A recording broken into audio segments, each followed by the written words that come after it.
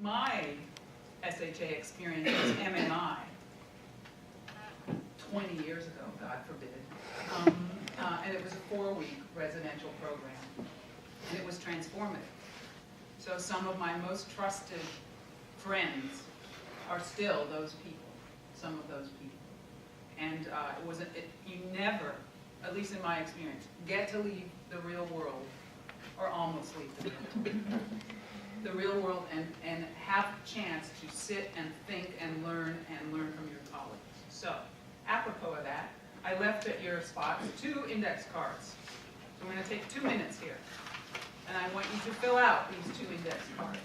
And the first one is just for you. And on this, you're going to write the super secret reason, the super secret outcome you want to have from this 3 weeks. This is not what you put down when you asked your boss or your board for time to go. This is not what you put down in the materials in applying. This is your super secret thing. And you're going to put this in your pocket. And no one but you is going to see it. So, I want you to fill out number 1 card. Number 2 card, and then I'll give you a couple minutes. I think that a major motivator for all of us in this business was an early light bulb, an early experience. So I want to know, I want you to write down why you are, what was that experience and when did it happen, briefly. And then we're going to talk about 2 or 3 or 4 of those. So those will be public. So use your good handwriting and don't be too long. So a couple minutes to do these things.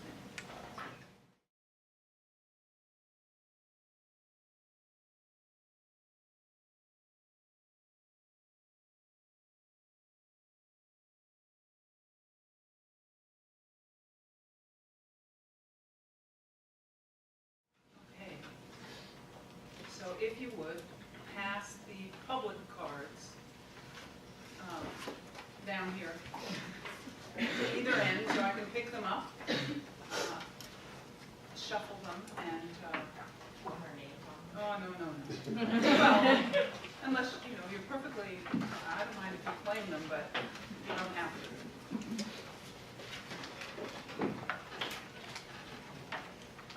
With that private one in your purse or your pocket, your notebook.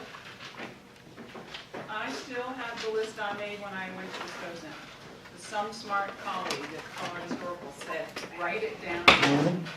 And it's really great to look at. So, great. Thank you very much. All right. We'll just shuffle these, right? Can I do this? I think these are shuffleable.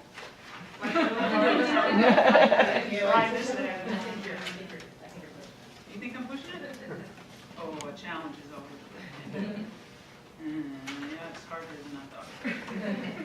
My mother could do this thing with cards like this. Can anybody do that? No? So, I'll do it. I'll do it. You can do it, Bob? I can't do it fancy or anything, but I'll do it so that you Shuffle. Yes. You have one? But I believe that's what we're getting. Shuffle and then, pick 2 or 3. So here's my story. I was 9 years old and we were on a family holiday. We were in the Orkney Islands. Anybody know where that is? North of Scotland. North of Scotland. We were living in Scotland at the time. So 9 years old. God only knows why my parents did this, but off we trekked for a summer holiday in the Orkney Islands. This is a place where on a warm day you're wearing your fleece. But it was a transformative holiday for everybody, thank you. It's a memory the family still talks about, and for me, it was it turns out it sort of set the rest of my life, the path of my life. We got up one morning and the kids said, what are we going to do this day? And the parents said, we are going to Skara Brae. And in my head, I can still visualize what I thought. Oh, another historic house. Another old house, because we're in Britain. We went to a lot of old houses. Another place full of arms and armor, which my 3 younger brothers loved and I'd had enough of. But that's not what it was.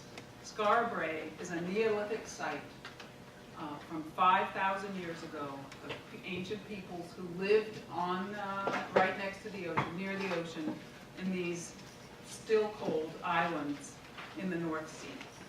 And they lived sort of semi-subterranean, each dwelling, it's a little bit like pit houses in the Southwest, each dwelling about 40 square meters, semi-subterranean, and they raised a little barley, and they fished, and they survived. But it was an amazingly beautiful place, and it made me wonder, how did they live? What did they do? What did they think? What were their lives like in this amazing place? I wanted to know. So here I am. There's a direct line from that to the Harriett Beecher Stowe Center. It's the same thing, and we all do it. What did they do? What did they think? How did they do it? And so what? What does it mean for us? So that's my line. It wasn't quite straight, but that's my line. So I'm going to just pick a couple here and pass them to a couple of you and ask you to read them aloud. And if I gave you yours,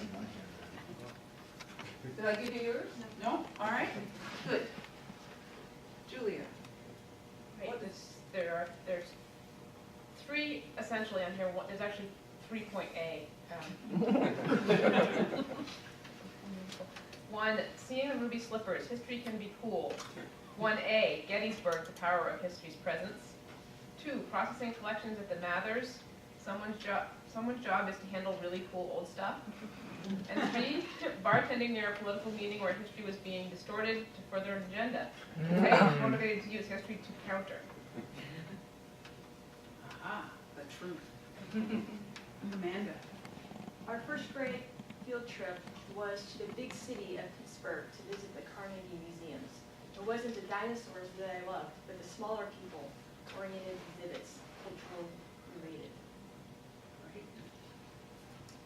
I was awaiting deployment as a Peace Corps volunteer and was offered an internship with the Olmsted Center for Landscape Preservation. I had the opportunity to help with the analysis and management of a new park and realized that there was an alternative to academia. I had not heard much about public history. Fascinating. 3 different experiences, 3 different opportunities, and I can't wait to read the rest of them. And I think, I ask you to think about this, because it's a major part of our motivation when we get up in the morning, the reasons we got into it in the first place. And being mindful of that as you go through the next 3 weeks, and then you go through the rest of your career, can be really useful when you run up against the barriers.